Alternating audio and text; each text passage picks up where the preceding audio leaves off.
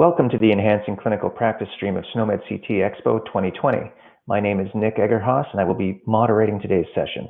Please use the Q&A box to type your questions to the presenter. All questions will be answered at the conclusion of the presentation.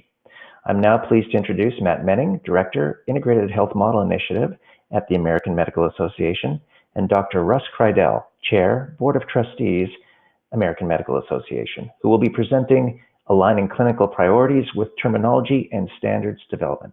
Matt, please proceed. Thank you, Nick. And thanks to all of you for joining us today. I'm Matt Menning, here from the American Medical Association in Chicago.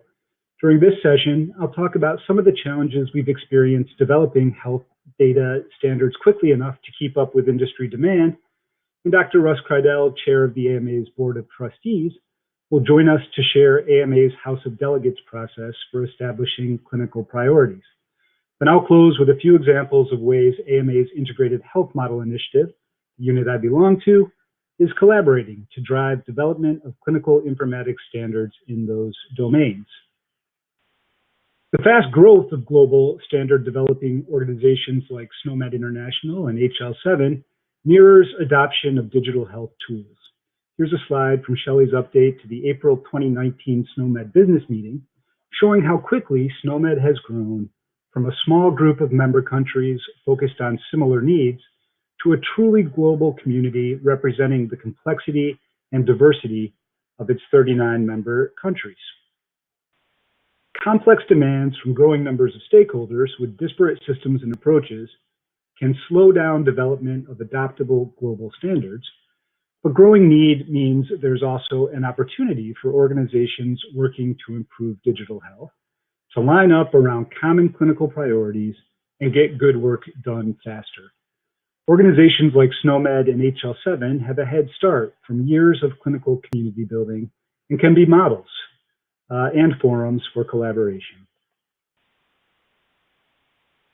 This slide from Treasurer Russ Leftwich's update in the HL7 2019 annual report shows similar growth, and both interest and need are accelerating with U.S. government mandates for use of FHIR to exchange EHR data. Dr. Leftwich's report speaks specifically to revenue, but is more broadly indicative of growth in the HL7 community generally. All of that learning, workshopping, testing, and conferencing equates to people investing in building FHIR standards to exchange health data that they actually want and need to use. Both SNOMED and HL7 build standards that are among the best and most widely implemented in HIT, with just a few recent examples here. It's no mistake that community and consensus building have been core to the identities of both organizations since their beginnings. AMA is relatively new to the international standards developing community, and engaging with SNOMED and HL7 has been a great benefit to our members and for individuals like me, who've had the opportunity to learn, grow, and connect to good work and people in both organizations. I'll talk later about AMA's collaboration with SNOMED and other ways we've succeeded in establishing and acting on our clinical priorities. We've also been challenged by our engagement. In many ways, AMA is yet another SNOMED or HL7 stakeholder with complex demands for new standards like everyone else. I use HL7 as an example of where we've been challenged, not just because this is a SNOMED audience and SNOMED CT is foundational to most work in FHIR, but because last year AMA expanded our support for HL7 and began working intentionally within their community. We see HL7 as the best way to develop and share standards for self-measured blood pressure data exchange, a key tool for the AMA in our fight to address chronic disease. The good news is we found many other stakeholders in the HL7 community prioritizing the same issue. PCH Alliance has been developing and updating the Continua guidelines for PHDD for many years. Philips is working on implementation guides for remote and point-of-care devices. The folks at OpenM Health have built an impressive community of their own and are working to convert their schema to FHIR. And the CIMI work group is developing a vital signs IG, including requirements for self-measured blood pressure. All great work from smart and dedicated people, but with little coordination, if much goodwill, between efforts, resulting in long development timelines and limited use. After much learning and discussion, we agreed with CIMI that their work is closest in approach and objective to ours, and collaborated to integrate AMA's SMBP work with the CIMI Vitals IG, where it was recently balloted through HL7 and put into production in RM programs at the University of Utah. That was not an easy process. We'd been discussing aligning modeling approaches with our friends and colleagues at CIMI and HealthLogica for years, with disagreements on issues like SNOMED concepts. Collectively, these initiatives have been working for decades. Individually and with CIMI, AMA worked on SMBP standards in FHIR for 2 years. Some of you may remember messaging from 2 years ago when we launched the IHMI initiative. Here's Nathan Claremont and Celine Witherell from my team, I think at a HIMSS Big Data Summit, and some of the words that we used at the time. I wasn't always comfortable with the enormity of our premise, but I think we were right to challenge ourselves in both our mandate and our message to act urgently and intentionally to make health data actionable and accessible. We've learned a lot since then from all of you about the time, investment, and effort required to build globally adoptable, let alone globally interoperable standards. We're proud of what we've accomplished with SMBP and the opportunity to develop innovative clinical tools on top of it, but recognize that even one niche of one domain represent years of work standing on the shoulders of decades of others. So we're thinking hard at AMA about how we identify those clinical priorities where new standards can have the biggest impact, and we can work together to build them. We have long experience translating member concerns into staff action and advocacy. So in IHMI, we've looked to the AMA's House of Delegates as a starting point and a model. We're lucky to be joined by Dr. Kridel, chair of the AMA Board of Trustees, to share some firsthand experience of that process. Thank you, Matt. The AMA House of Delegates is the AMA's legislative and policy-making body. You can see a picture of us there in front of you on the slide. Its current form dates back from 1901, when delegates decided that the U.S. states should have representation proportionate to their AMA membership. Everything the AMA does reflects policy positions that are adopted by the House of Delegates, made up of over 600 physicians and medical students from every state in the United States. I'm sure you can envision the lively debate that we have there. Decisions are made, however, democratically after all sides have presented their cases in open public debates. Now, until the early 1980s, the House of Delegates meetings dealt with both business and clinical issues. Now the exclusive focus is policy making. Actions of the House of Delegates define and determine official policy of the association. Delegates also elect AMA officers and most council members. The House of Delegates meets twice a year. The annual meeting is in June, and we accept all business. The interim meeting is in November, and we focus on advocacy and legislative matters. The AMA House of Delegates is the only meeting of its kind, truly, bringing together a broad range of physicians and medical students with diverse backgrounds and specialties who represent all U.S. states and territories, 122 plus national medical specialty societies, 5 other national societies, 5 federal services, and 10 AMA sections. Because of its inclusion of both geographic and specialty delegations, the House of Delegates represents nearly every physician in the United States. Now, unlike many corporations, the Board of Directors, which we call the Board of Trustees, does not develop policy on its own, but instead is charged with carrying out the policy determined by its House of Delegates, therefore speaking for America's physicians in a very democratic and grassroots way.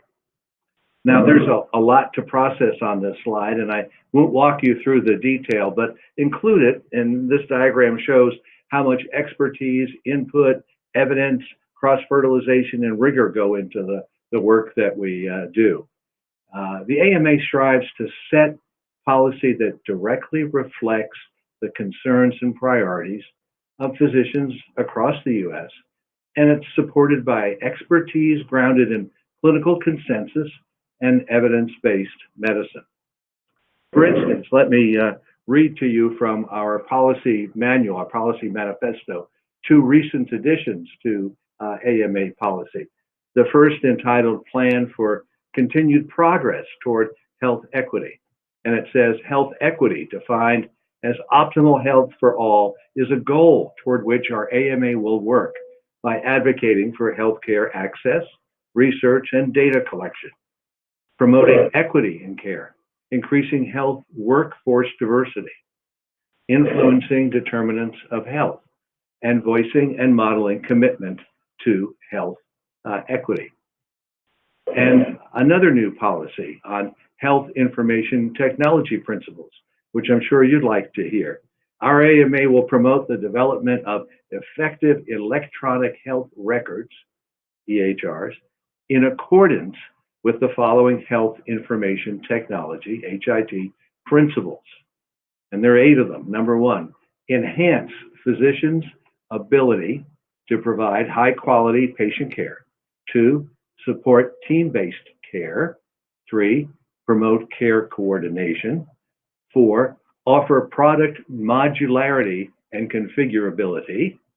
5, reduce cognitive workload, and that's really important for physicians as we try to see patients instead of have to tap on computers. 6, promote data liquidity. 7, facilitate digital and mobile patient engagement. And 8, expedite used input into product design and post-implementation feedback. So those are 2 recent policies our House has developed.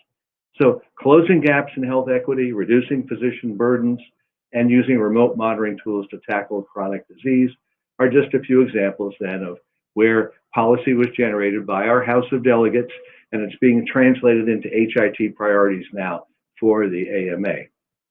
And then with that background given to you, I'll turn it back over to Matt to talk about how we do this further. Matt, thank you. Dr. Kridel. And yeah, let's dig a little deeper into each of those 3 areas and talk briefly about areas where we're translating those priorities for the association into digital tools for our membership and other clinicians. Followed in each case by a number of questions for you, the audience. It would be great to interact directly with you as we usually do at a SNOMED Expo, but hope that you'll capture those questions and we can have some lively discussion after the presentation. Starting then with health equity, as we know, access to trustworthy data that can represent diverse individuals and the factors that lead to health equities accurately and without bias can be a key tool for clinicians and their partners in public health as they seek to identify and address gaps. AMA is supporting the HL7 Fire Accelerator Gravity Project to standardize social determinants of health terminology and build interoperable data models for their exchange. There is tremendous momentum behind Gravity and significant progress working with SNOMED International and others to request and refine coding, but stakeholders in HIT and health administration have long lists of needs and persistent concerns that the SDO process can't move or coordinate quickly enough to build the clinically valid, implementable models that they need.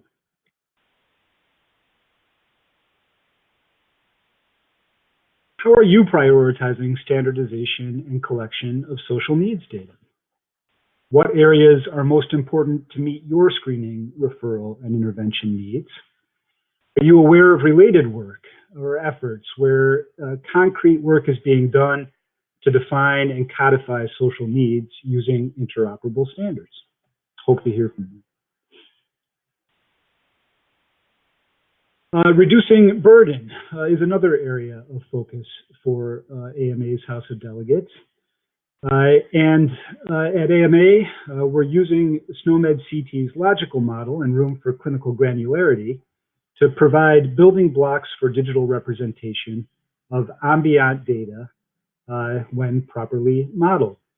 AMA is partnering with Nuance Communications to pilot the ability of clinical knowledge graphs rooted in SNOMED CT to optimize transformation of clinical conversations between patients and physicians into reliable medical chart notes. Direct collaboration with an industry stakeholder to use and refine SNOMED CT in new technology will accelerate development. How can resulting improvements in the clinical quality and consistency of terminology be understood and leveraged in other work? Is burden reduction for clinicians or for patients interacting with HIT a concern for your organization? Finally, tackling chronic disease, specifically with better remote monitoring programs, is a long-time focus of the AMA, with specific programs underway to prevent hypertension, asthma, and diabetes. As the organization has shifted to support providers and patients urgently responding to COVID-19, areas of those programs focused on remote monitoring of patients in their homes have been prioritized. We spoke in an earlier session about AMA efforts to develop clinically valid self-measured blood pressure programs and tools, starting with standards, and ideas for extending SNOMED CT CPT integration to improve those products. We're looking now at a dashboard from the SMBP app we're developing that uses SMBP FHIR profiles to deliver data about populations participating in SMBP programs. Programs and platforms may bridge to remote monitoring and diabetes monitoring if there is continued need to limit office visits. Are remote monitoring solutions on your roadmaps, and has COVID-19 accelerated urgency around their development? How are you prioritizing conditions for remote monitoring and ensuring that data exchange is consistent and clinically valid when patients generate their own data? And do you participate in HL7, IHE, or other mobile health work groups? Where should we be focusing our efforts? We shared over the course of this presentation our process and priorities for clinical standard development and some of our challenges aligning with others. Where is your focus the same or different? Do you agree that cohesive clinician-led prioritization of standard development is a gap in the way we develop currently? If so, we hope gatherings like the SNOMED Expo can be a place where clinical bodies collaborate to drive prioritization and accelerate the development of tools that meet the needs of doctors and health systems. Thanks again for joining us today. We're happy to answer questions. We'd love to hear responses from you to the questions that we've posed, and always look forward to hearing your feedback. Thank you. Well, thanks so much for the presentation, Matt. It was a pleasure, Nick. I think if there are questions, we're happy to answer them. And of course, if folks have questions as they digest the presentation or view it later down the road, welcome outreach when folks are able. Excellent. So in the interest of time, please feel free to reach out to the AMA at their booth. If there are no questions, Matt, do you see any questions on the platform? Assuming, Nick, that I'm looking at the right interface, I do not. So again, hope to hear from you as the expo continues. Very good.